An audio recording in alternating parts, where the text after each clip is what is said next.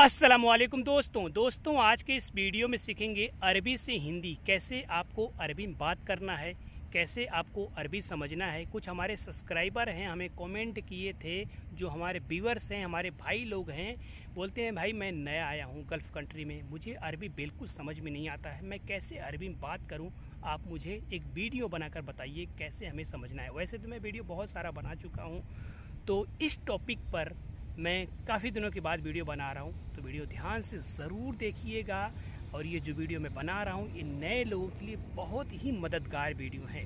जो नए आते हैं ना उनके लिए बहुत ज़रूरी है, क्योंकि डेली ये काम आने वाला वीडियो है। डेली ये लोग कुछ ना कुछ मंगाते हैं, कुछ ना कुछ कहीं पर भेजते हैं। ठीक है, फ़िलहाल मैं अभी आया हूँ, यहाँ पर देख सकते हैं ये है सुरता हॉस्पिटल। मैं यहाँ पर आया हूँ, मेरी मैडम आई है। मैडम बोली कि हाँ गाड़ी पार्किंग लगा दो और तुम मेरे को इंतज़ार करो। तो ठीक है, मैं गाड़ी पार्किंग में लगा दिया हूँ। तो मुझे टाइम था तो मैं बोला ठीक है भाई लोग का कमेंट आया है, जो हमारे व्यूअर्स हैं, तो उनके कमेंट का मैं वीडियो बनाकर बता दूं ताकि और लोगों को मदद मिल सके। ठीक है, तो वीडियो को शुरू करता हूँ। अगर आपका कफिल आपको काम बताता है, कोई सामान लेकर कहीं पर भी भेजता है, कहीं पर भेजेगा लेकिन वो जगह होगा, ध्यान देखिए, कहीं पर भेजेगा वो जगह होगा। ऐसे नहीं कि कहीं भी भेज देगा सामान, अपनी माँ के घर पे भेजेगा, अपने दोस्त के घर पे भेजेगा, अपनी बहन के घर पे भेजेगा, कहीं पर भी भेजेगा ना तो जगह पर भेजेगा। तो क्या बोलेगा वो ध्यान से आपको सुनना है, मैं जो बोल रहा हूँ ध्यान से समझना है। ठीक है, अगर आपका कफिल बोलेगा शिल अगरात वद्दी अनमामा बेत, शिल अगरात वद्दी अनमामा बेत, इसका मतलब हिंदी में होता है कि सामान उठा लो, ले लो, मेरी माँ के घर पे दे दो। क्या समझे? शिल अगरात वद्दी अनमामा बेत, इसका मतलब होता है सामान उठा लो, ले लो, मेरी माँ के घर पे दे दो। ठीक है, शील का मतलब होता है उठा लो, ले लो। ठीक है, वद्दी यानी वहाँ दे दो। ऐना मतलब मैं, घर का मतलब होता है बेत, माँ का मतलब होता है मामा। शील अगरात वद्दी ऐना मामा बेत, समझ गए? ऐसे बोलेगा, ध्यान से समझिएगा। ठीक है, अगर आपकी मैडम आपको बोलेगी शिलगरात वद्दी अना उख्ती बेत, शिलगरात वद्दी अना उख्ती बेत, इसका मतलब होता है सामान उठा लो, ले लो, मेरे बहन के घर पे छोड़ दो। उख्ती का मतलब होता है बहन। शिल का मतलब होता है उठा लो, ले लो। वद्दी यानी वहाँ दे दो, समझ गए? वहाँ दे दो। बेत का मतलब होता है घर। ऐना मेरे ऐना, माँ, उख्ती मेरी उख्ती, मेरी बहन, मेरी सिस्टर। ठीक है, मेरे मतलब होता है ऐना, बेत मतलब होता है घर।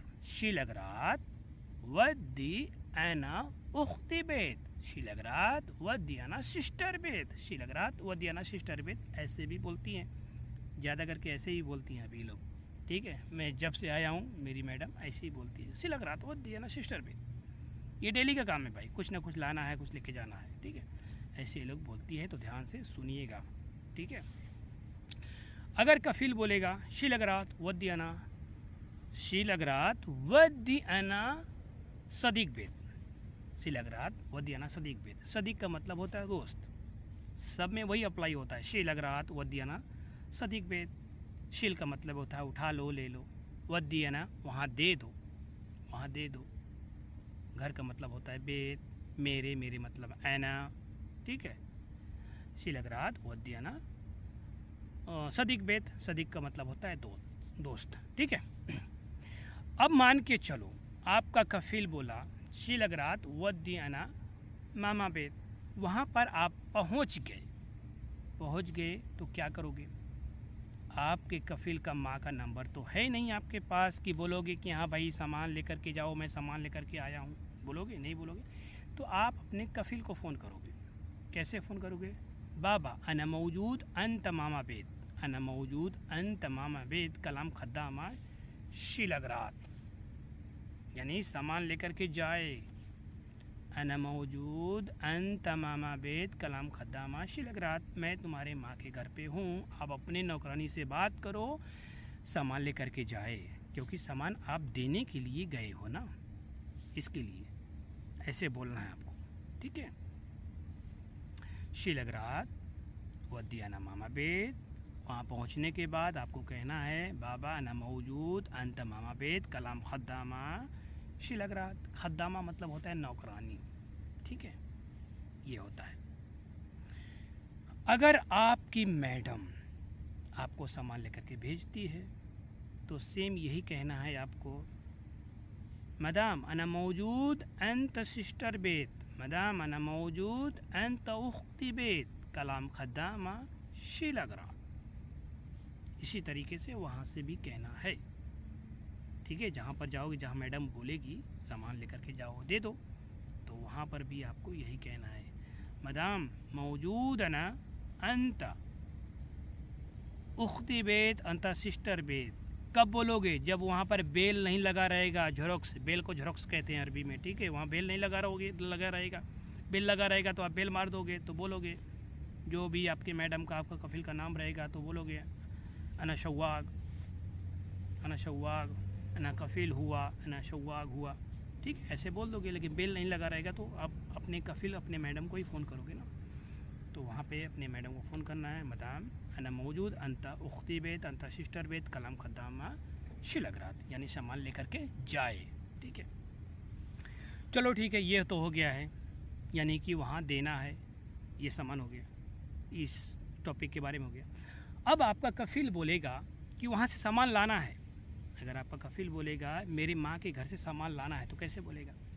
बोलेगा आपका कफिल रोह अंत अना मामा बेत जी बगरात। क्या बोलेगा? रोह अंत रोह अना मामा बेत जी बगरात, यानी कि मेरी माँ के घर पे जाओ, वहाँ से सामान लेकर के आओ। रोह अना मामा बेत जी बगरात, ठीक है। ऐसे आपका जो है कि कफिल बोलेगा, तो वहाँ पर आप पहुँच गए। वहाँ पहुँचने के बाद फिर वही फ़ोन करोगे अपने कफिल को कि मौजूद है ना अंत मामा बेत कलाम खद्दामा जी बगरात। कलाम कफिल को बोलोगे ना अपने, मौजूद अंत मामा बेत, अना मौजूद अंत मामा बेत कलाम खद्दामा जी बगरात, यानी कि मैं तुम्हारे माँ के घर पर हूँ, आप अपने खदामा को बोलिए, अपनी नौकरानी से बोलिए कि वो सामान लाकर मुझे दे। सामान देगी तभी तो लेके आओगे ना, ठीक है। सेम इसी तरह से अगर मैडम बोलती है कि मेरी बहन के घर पे जाओ, वहाँ से सामान लेकर के आओ, मैडम कैसे बोलेगी? रोह अना सिस्टर बेत, रोह अना उख्ती बेत जी बगरात, रोह अना सिस्टर बेत जी बगरात,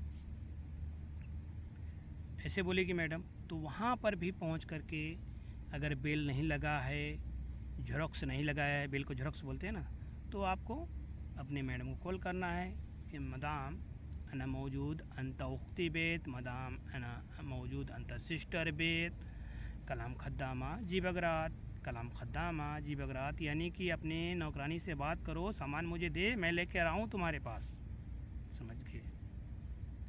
अब आप सामान लेकर के आ गए, तो यहाँ पर जहाँ पर आप काम करते हो उस घर में बेल नहीं लगा है, झरोक्स नहीं लगा है, तो किसको फ़ोन करोगे? अपने मैडम को फ़ोन करोगे, अपने कफिल को फ़ोन करोगे, आपका कफिल भेजा रहेगा तो कफिल को फ़ोन करोगे। क्या बोलोगे?